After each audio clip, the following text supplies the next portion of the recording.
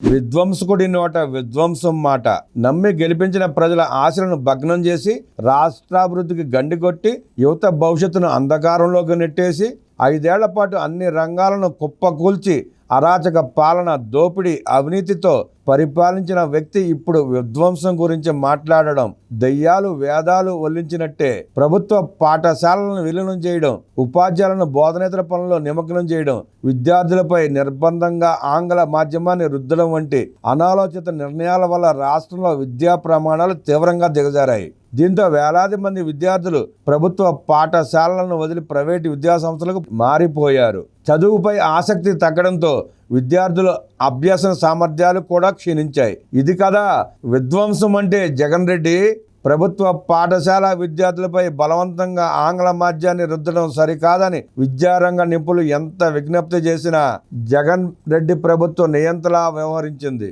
ప్రభుత్వ పాఠశాలల్లో చదివే విద్యార్థుల్లో 50% మందికి ఆంగ్ల భాషపై భయం ఉందని పలు అధ్యయనాలు వెల్లడించిన వాటిని పూర్తిగా విస్మరించి మొండితనంతో ముందుకు వెళ్లి విద్యార్థుల పాలిట శాపంలా మారాడు జగన్ రెడ్డి. ఇంగ్లీష్ మీడియం చదవలేక విద్యార్థులు చదువులు మానేసి కొందరు గంజాయి రవాణా సహా ఇతర నేరాలకు పాల్పడి తమ జీవితాలను నాశనం చేసుకున్నారు. ఇది కదా విధ్వంసం అంటే. జగన్ రెడ్డి అన్న ప్రభుత్వం అధికారంలోకి వస్తే ఎన్ని లక్షల ఖర్చు అయినా సరే అన్న చదివిస్తాడు. అది 2019 ఎన్నికల ముందు ప్రచార సభల్లో విద్యార్థులు తల్లిదండ్రులకు జగన్ ఇచ్చిన హామీ నిలబెట్టుకోకపోగా విద్యా వ్యవస్థను జగన్ రెడ్డి సర్వనాశనం చేశాడని చెప్పడానికి 1,00,000 ఉదాహరణలు. విద్యార్థులందరికీ అమ్మఒడి ఇస్తానని హామీ ఇచ్చి 40 లక్షల మందికి ఎగనామం పెట్టాడు. అమ్మఒడి 5 ఏళ్ళు ఇస్తానని హామీనిచ్చి 1 ఏడాది ఎగవేశాడు. అమ్మఒడి 15,000 ఇస్తానని 13,000కు కోత పెట్టాడు. డిజిటల్ వర్చువల్ క్లాస్ రూములు, ఫైబర్ గ్రిడ్ సదుపాయాలు, మున్సిపల్ పాఠశాలల్లో వర్చువల్ క్లాస్ రూములను తీసివేశాడు. సిలబస్ మార్చి విద్యార్థులను తెగమకబెట్టాడు. ప్రభుత్వ పాఠశాలల్లో విద్యార్థుల ఉనికి లేకుండా చేశాడు. ఎయిడెడ్ పాఠశాలను బెదిరించి మోయించాడు. విద్యార్థులకు ఉచిత పుస్తకాల పంపిణీ రద్దు చేశాడు. విద్యార్థులకు ఇచ్చే స్కూల్ డ్రెస్సులు, బోట్లలో కూడా డబ్బులు మింగేశాడు. చిక్కీలో 200 కోట్ల అవినీతి. ఆఖరికి కోడి గుడ్లలోనూ దోచుకున్నాడు. తరగతుల విలీనం కారణంగా డ్రాప్అవుట్స్ పెరిగి 587 ప్రభుత్వ బడులు మూతపడ్డాయి. 1,365 ఎయిడెడ్ బడులు కాలగర్భంలో కలిసిపోయాయి. విద్యార్థులు, తల్లిదండ్రులు రోడ్ల మీద ధర్నా చేసే దుస్థితి తెచ్చాడు. CBSE తీసుకొచ్చి 2 ఏళ్లు తిరగకముందే మళ్ళీ బైజూస్, తర్వాత IB ఇలా కాసుల కోసం విద్యార్థుల జీవితాలతో ఆడుకున్నాడు.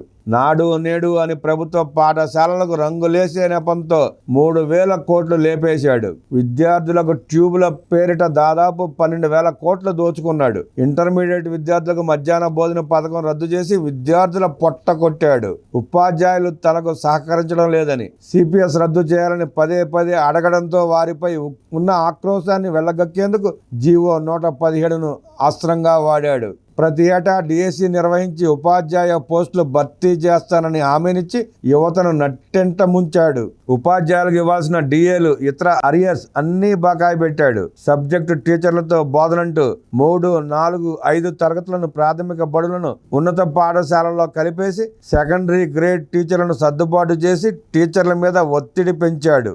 రాష్ట్రంలో 7,000 ఆర్ట్, క్రాఫ్ట్, డ్రాయింగ్, SGT పోస్టులు రద్దు చేశాడు. PRC సాధన కోసం ఉద్యమించిన ఉపాధ్యాయులపై లాఠీ చార్జ్ చేయించాడు. గౌరవప్రదమైన వృత్తిలో ఉన్న గురువులను మద్యం దుకాణాల ముందు కాపలా పెట్టించాడు. మరుగుదొడ్లకు అడిగించాడు.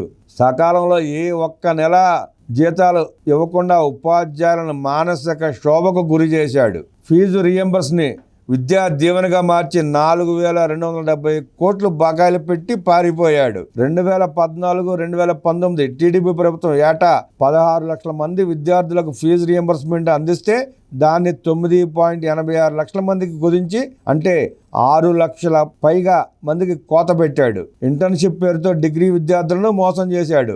యూనివర్సిటీ ఫీజులు, హైయర్ ఎడ్యుకేషన్ ఫీజులు, అఫిలియేషన్ ఫీజులు, ఎగ్జామ్ ఫీజులు, APHERMC ఫీజులు 40 నుంచి 50% ఫీజులు పెంచి SC, ST, BC, మైనారిటీ విద్యార్థులకు క్వాలిటీ విద్యను దూరం చేశాడు.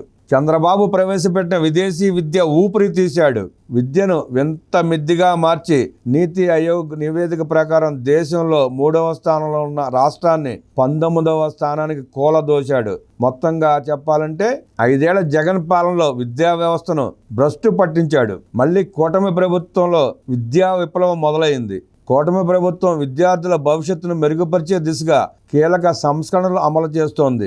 16,347 టీచర్ పోస్టులతో mega DSC notification, 729 non teaching, 700 కోయభారతి టీచర్ పోస్టులు భర్తీ చేసింది. కాలేజీల్లో 3,619 లెక్చరర్లను పునర్నియమించింది. ఫీజు రీయింబర్స్మెంట్ లో 788 కోట్లు విడుదల చేసి విద్యార్థుల సర్టిఫికేట్ సమస్యలను పరిష్కరించింది. 110 కోట్ల డైట్ ఛార్జీలు, 20.52 కోట్ల కాస్మెటిక్ ఛార్జీల బకాయిలను చెల్లించి సంక్షేమ హాస్టల్ను బలోపేతం చేసింది. విదేశీ విద్య కోసం 33 కోట్ల విడుదల చేసి 640 మంది విద్యార్థులకు ఆర్థిక సహాయం అందించింది. సర్వేపల్లి రాధాకృష్ణన్ విద్యార్థి మిత్ర పథకం ద్వారా 953.71 కోట్లతో విద్యార్థులకు నాణ్యమైన కిట్లు, ఉచిత పాఠ్య పుస్తకాలు, 10వ తరగతి విద్యార్థులకు స్టడీ మీటర్లు అందించింది.